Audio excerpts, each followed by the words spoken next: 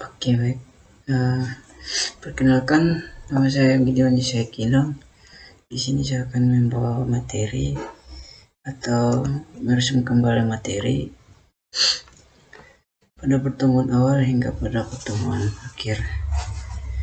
Yang pertama tuh mengenai sejarah angkutan umum. Nah, di sini terdapat angkutan massal yaitu dibagi menjadi 3 bagian. Yang pertama, angkutan massal pada umumnya merupakan angkutan umum. Yang berikut ada definisi angkutan umum adalah sistem transportasi yang dapat dipergunakan oleh umum dengan syarat-syarat tertentu. Yang ketiga ada misalnya bis kota, Transjakarta, kereta api, bis antar kota, dan lain-lain.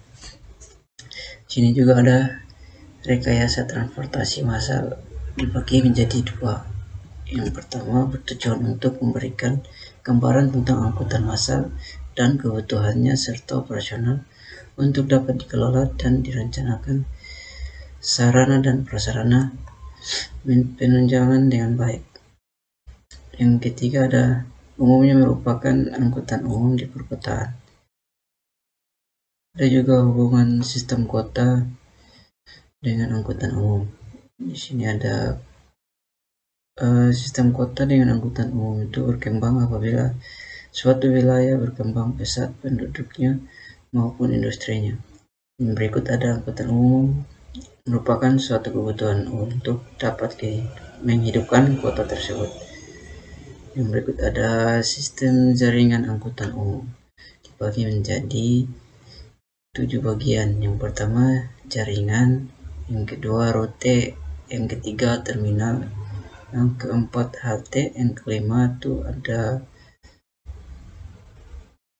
proses terbentuknya jaringan adalah evolution dan atau simultan. Yang keenam adalah jaringan dipengaruhi oleh jenis kendaraan dan rencana operasi. Yang ketujuh ada menentukan jaringan memungkinkan perlu trial dan error atau simulasi. Ada juga prosedur perencanaan yang dibagi menjadi 3. Yang pertama itu ada pola pergerakan, yang kedua ada rencangan alternatif jaringan dan rencana operasi, yang ketiga adalah lakukan evaluasi dan interaksi sampai equilibrium. Ada juga prosedur perencanaan. Ya, ada sistem transportasi perkotaan itu dibagi menjadi 3 langkah strategis. Yang pertama itu ada pengembangan pelayanan angkutan umum massal, yang kedua ada pembatas lalu lintas, yang ketiga meningkatkan kapasitas jaringan jalan. Dan berikut ada kebijakan-kebijakan untuk mendukung implementasi pola transportasi makro itu dibagi menjadi 5. Yang pertama penerapan 3 in 1, yang kedua plat nomor ganjil, yang ketiga pembatas kepemilikan kendaraan pribadi, yang keempat electronic road bridging, yang kelima fasilitas hanya untuk pejalan kaki atau dalam kurung pedestrian only. Yang berikut adalah pembatas lalu lintas. Yang berikut dapat dilakukan di sepanjang jalan tertentu atau di kawasan atau blok tertentu. Ada juga konsep pelayanan angkutan kota. Di sini dapat mengembangkan diri sesuai dengan peranannya dalam menunjang perkembangan kota. Sektor transportasi angkutan kota harus dapat mengikuti perkembangan dari faktor-faktor yang langsung maupun tidak langsung mempengaruhi terlaksananya kegiatan transportasi. Berikut ada konsep dasar angkutan umum, itu bertujuan dan peranan angkutan kota. Tujuan utama keberadaan angkutan kota adalah menyelenggarakan pelayanan angkutan yang baik dalam kurung amat cepat, murah, dan nyaman, dan layak bagi masyarakat karena sifatnya yang massal. Keberadaan angkutan kota selain mengandung arti pengurangan volume lalu lintas kendaraan pribadi, juga lebih mudah karena biaya angkutan dapat dibebankan kepada banyak penumpang. Karena sifat massal itu juga maka diperlukan adanya kesamaan antara para penumpang berkenan dengan asal dan tujuan. Ada juga produksi angkutan umum Yang pertama jumlah armada, frekuensi, kapasitas pelayanan, jumlah tempat henti. Ada juga kuantitas pelayanan, keandalan, keamanan atau keselamatan, kemudahan, kenyamanan, keramahan atau informasi. Ada juga parameter dan analisa tingkat pelayanan angkutan. Pelayanan angkutan umum. Di Indonesia pelayanan AU dapat dibedakan dalam 3 kategori utama, yaitu angkutan antar kota, yang kedua angkutan antar perkotaan, yang ketiga angkutan perdesaan. Angkutan antar kota dibagi menjadi dua, yaitu antar kota provinsi, yakni angkutan antar kota yang melampaui batas administrasi provinsi. Di antara kota dalam provinsi, yakni pelayanan jasa angkutan antar kota dalam satu wilayah administrasi provinsi. Yang berikut ada angkutan antar kota.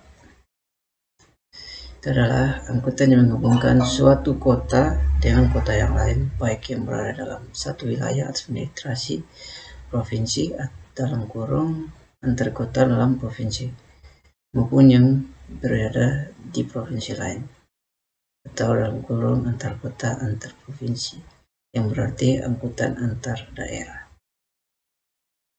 Ada juga angkutan massal dengan bus mempunyai beberapa keuntungan antara lain.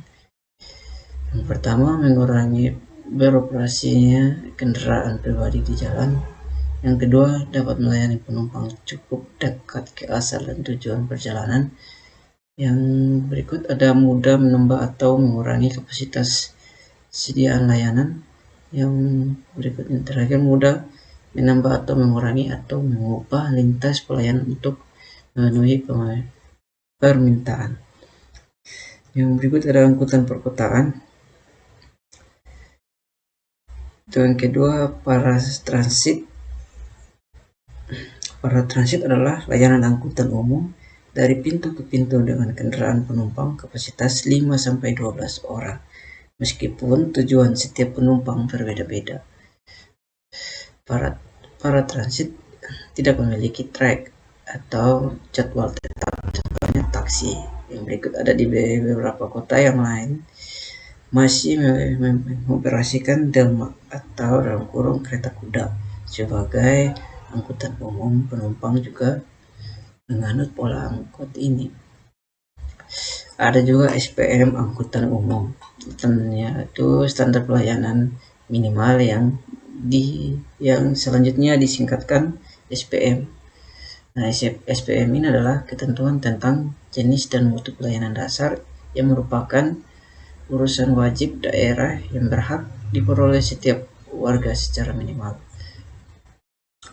Nah, SPM ini juga disusun sebagai alat pemerintah dan pemerintahan daerah untuk menjamin akses dan mutu pelayanan dasar kepada masyarakat secara merata dalam rangka penyelenggaraan urusan wajib. Dan juga ada persoalan transportasi darat di Indonesia cukup kompleks karena transportasi merupakan suatu sistem yang saling berkaitan. Maka satu masalah yang timbul di situ unit ataupun satu jaringan akan mempengaruhi sistem tersebut. Namun, permasalahan transportasi yang terjadi di Indonesia hampir di setiap jaringan atau unit-unit hingga unit terkecil dari sistem tersebut pun memiliki masalah. Di sini ada masalah lingkungan dengan masalah sosial. Masalah lingkungan ada juga konsumsi energi, lahan, dan estetik. Ada juga masalah sosial, kemacetan, kecelakaan lalu lintas. Yang berikut ada faktor kendaraan yang paling sering terjadi adalah ban pecah, rem tidak berfungsi, dan lain sebagainya. Ada juga definisi fungsi terminal, dan juga ada perencanaan terminal. Keberadaan terminal sangat penting terlaksananya keterpaduan intra dan antar moda secara lancar dan tertib. Pada hakikatnya terminal merupakan baik, mungkin sekian dari presentasi saya. Saya ucapkan terima kasih. Selamat siang.